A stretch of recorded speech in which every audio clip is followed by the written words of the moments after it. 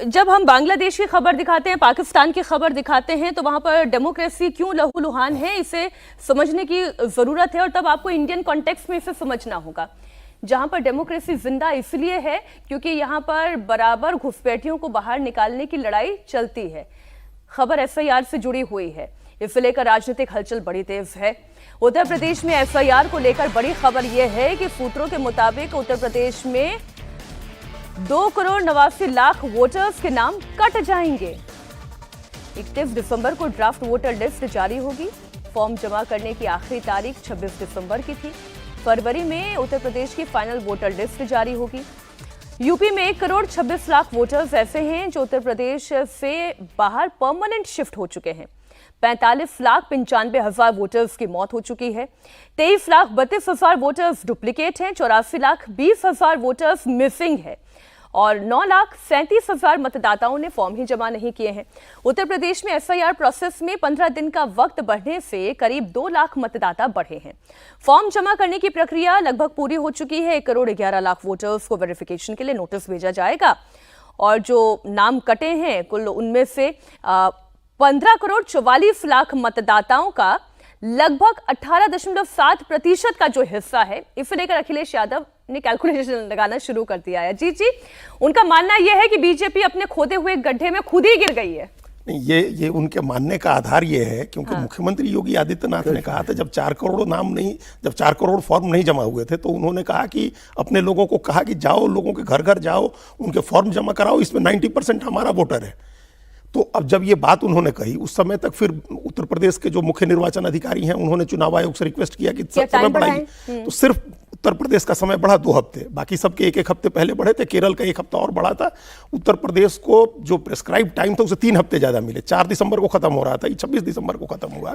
जनसंख्या उसके बाद जो कहा उन्होंने मुख्यमंत्री योगी आदित्यनाथ ने कि 4 करोड़ नाम कटे हैं, उसके बाद 15 दिन का जब समय मिला तो उसमें सिर्फ 7 लाख फॉर्म जमा हुए। सबसे बड़ी हैरानी की बात यह है कि मतलब 4 करोड़ में 4 नहीं, मतलब 1 करोड़ और जमा हुए, लेकिन जिस दिन दूसरी मीटिंग की इन्होंने 1 करोड़ जमा हुए फॉर्म 4 करोड़ में से, तो 3 करोड़ रह गए। 3 करोड़ थे, उसके बाद उसमें 7 लाख और फॉर्म जमा हुए।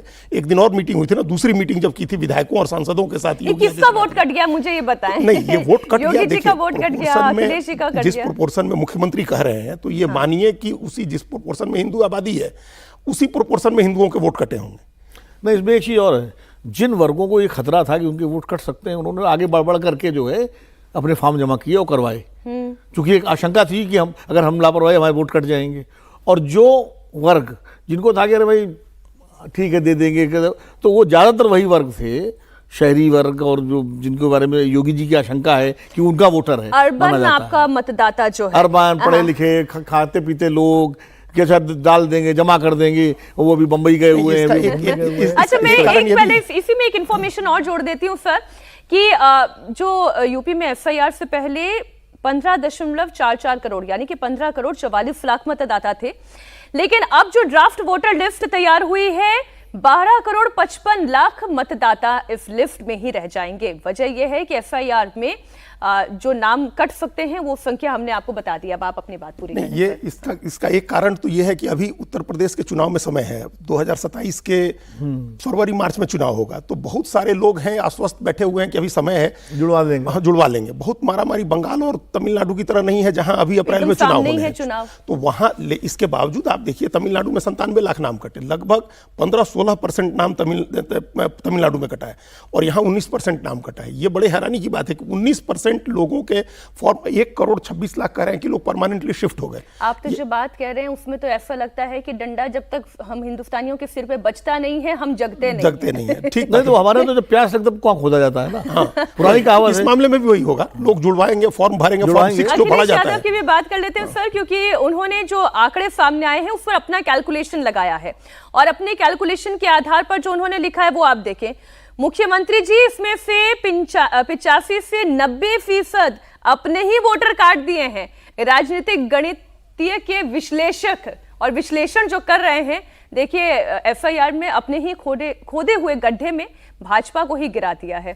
गिर गई है क्या भाजपा? नहीं, अभी देखिए अखिलेश जी का राजनीतिक बयान है, अभी बहुत जल्दबाजी, जैसे भी अजीत भाई कह रहे थे, अभी 2027 में चुनाव होने हैं और मतदाता सूची में जुड़वाने की का जो ऑप्शन है वो खुला रहता है नामांकन के बिल्कुल तक, अधिसूचना जारी होने तो अधिसूचना जारी होने तक। तो वो अभी लोग जिनके नाम जो नहीं भर पाए फॉर्म, देखिए इसमें नए वोटर भी कहाँ जुड़े हैं अभी, तो वो ये जो लिस्ट संशोधित हुई है जो 15 करोड़ 44 लाख की, जो ऑलरेडी वोटर थे, अभी जो नए वोटर बने हैं, वोटर लिस्ट बनेगी जब चुनाव नजदीक हाँ, होगा। जो उस क्योंकि उसमें नए वोटर भी जुड़ेंगे ना जो 18 साल से ऊपर हो गए हैं, तो कम से कम उनकी बहुत बड़ी संख्या होगी।